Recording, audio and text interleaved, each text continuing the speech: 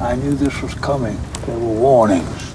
Hello, everyone, and welcome into CrushTheStreet.com. I'm Kenneth Amaduri, and let's get right into it. Obviously, the markets aren't waiting around for the year to get started. The first trading day of the year, January 4th. I'm looking at the market right now. We're a minute away from the close, and we are down over 300 points. Now, we were down over 400 points on the Dow not that long ago. We're seeing like that last few minutes just recovery come out of nowhere. Now we're only down 290 points. We'll see where it officially closes. I think I got a delay here on Bloomberg. But yeah, the headlines, the moment I woke up in the morning, global stocks tumble following Shanghai 7% crash. U.S. stocks are concerned about the global growth, and it's being reflected. Now, everyone seems to be concerned about the markets being too bubbly, except the Fed, who has raised interest rates in the face of a slowing economy. Now, I didn't expect 2016 to start off in such a negative way. I mean, that was a shocker. I mean, if it was down 100 points or 50 or something like that, that would have been more of a normal move. But to be down 400 points, the Dow, right off the bat, to wake up to that sort of number, that was a little shocking, and it's kind of setting the tone for 2016. I mean, sentiment, what's that going to do to people's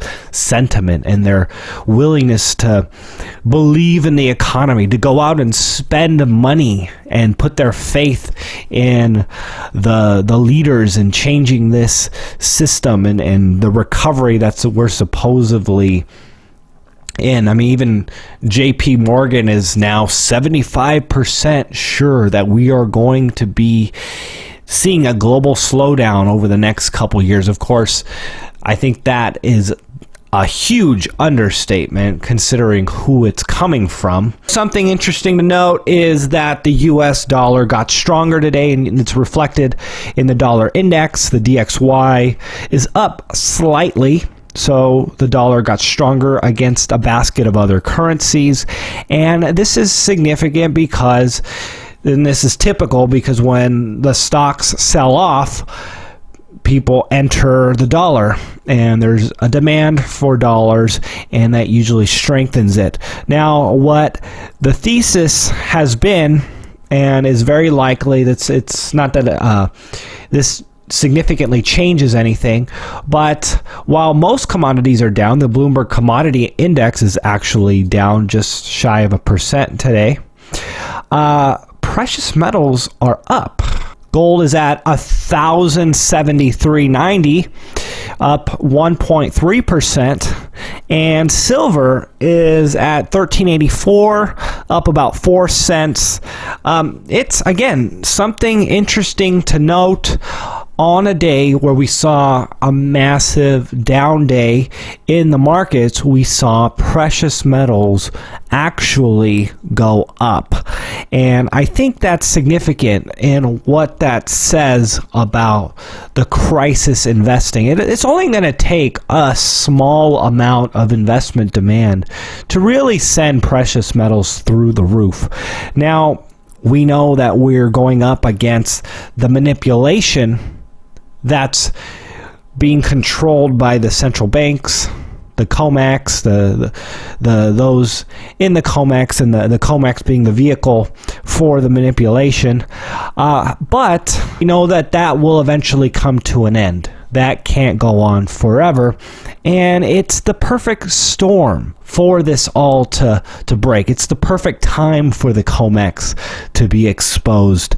And it's the perfect time for precious metals to really take off the way they should, especially in this time of crisis.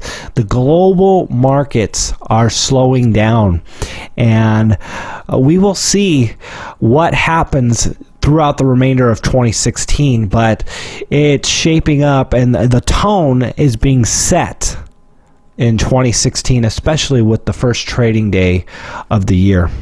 After looking further into Bitcoin XT, or rather block size increase debate, we see that the consensus is not that there is only 11% of nodes are supporting the increase, whereas there needs to be 75% to transition to higher block sizes.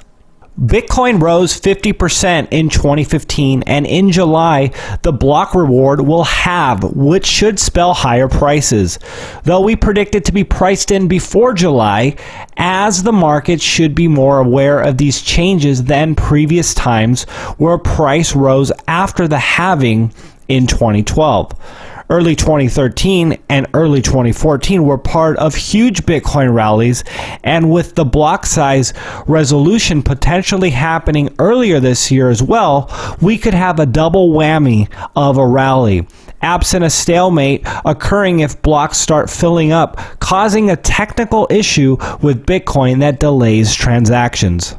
Bitcoin transaction volume is bigger than Western Union and just 25% short of PayPal's.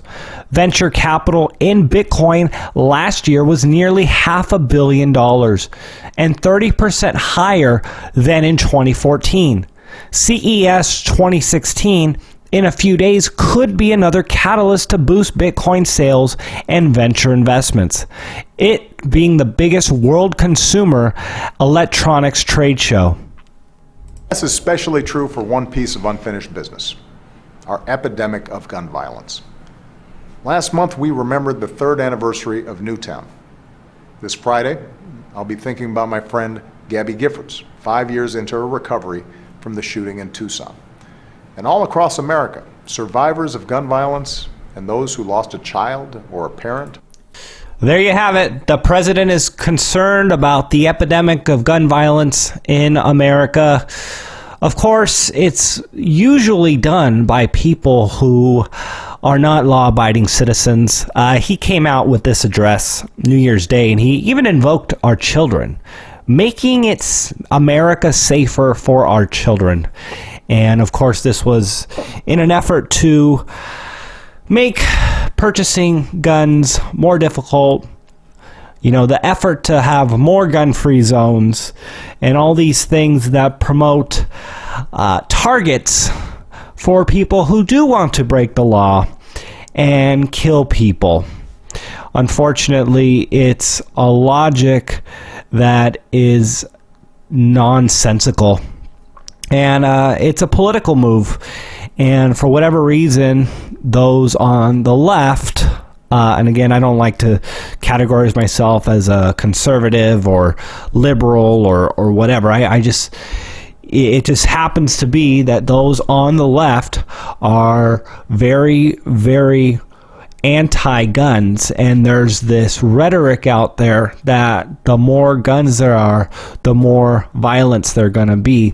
But the truth is, the more law-abiding citizens have guns, the less stupid people who want to take the lives of innocent people will have the opportunity to do that. So again, sorry, Mr. President, this is not what the American people want. They want their right to be able to have guns, protect themselves, and be safe. A new development for a potential standoff like the Bundy Ranch is happening in Oregon. This could be just what's needed at just the right time for executive order action on gun control. A breakoff group from a protest against federal action against a ranching family in Burns, Oregon, took over an unoccupied federal wildlife refuge.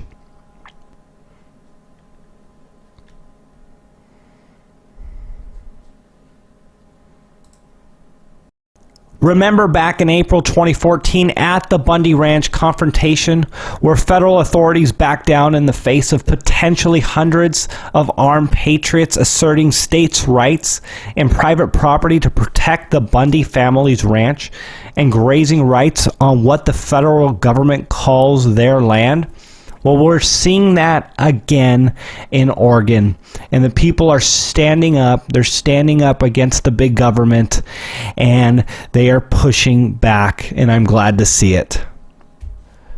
Now, in 2015, there were a record number of background checks conducted by the FBI, meaning that a record number of gun sales took place, which was exactly 23 million checks, which means that at least 20 million more new guns last year were sold.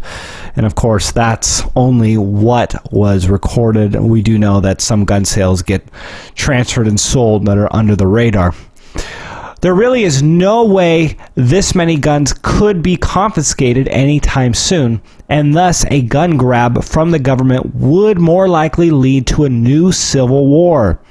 The president is giving a speech Thursday, which will air on CNN for 1 hour, on the new gun control plan.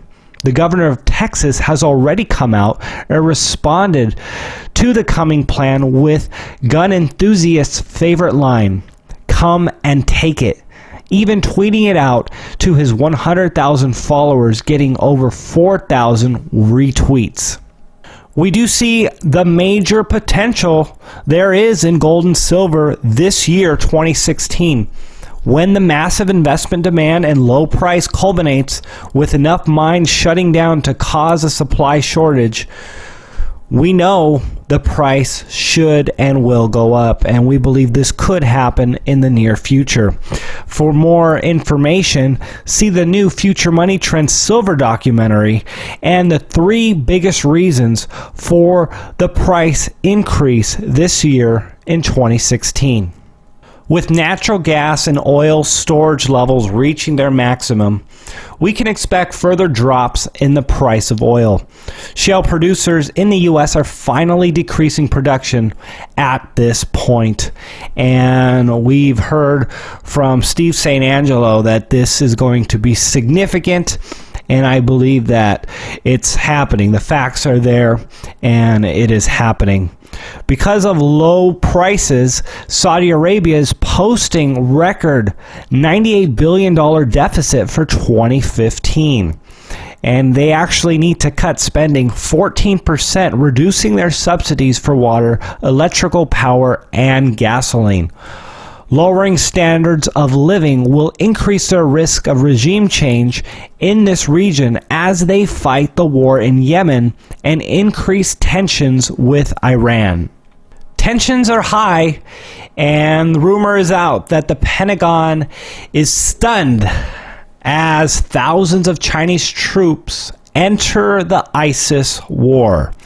The Kremlin have announced that China are to send 5,000 of its most elite military forces into the Levant war zone to help Russia in the fight against ISIS, which has left the Obama administration and the Pentagon horrified. Our World War III video went viral over the holiday, getting close to 300,000 views, showing just how popular the topic is and how serious the World War III issues are with the U.S., NATO, Russia, China, and the Middle East. All of this that's going on. And for an update on the tensions that could lead to the next world war, see our interview with X22 Report. I just did an interview with Dave. Really smart guy. Excellent interview. Check it out. We also have a new interview with Bill Murphy on gold manipulation and what he thinks could happen as a result of the breaking point in precious metals. We also did another interview with John Rubino and some of his predictions in 2016. Now, something that I do want to talk about just briefly is the Free State Project, and they are close to reaching their goal of 91% of the required signups, and the plan is to move 20,000 liberty lovers to the small state of New Hampshire to shape the politics there to a libertarian-minded idea. And this is actually actually very inspiring and very interesting, and I'm very curious to see how this goes. So we'll have a link to where you can actually sign up and support this project. This is where I believe when it comes to liberty, when it comes to leaving people alone, where entrepreneurship thrives, where economic boom happens, and when people have the ability to be left alone, the most economic good takes place. And this is something that they're trying to do over New Hampshire. So check it out and support them. Everyone, have a very, very great rest of the week, and we look forward to addressing you in the very near future.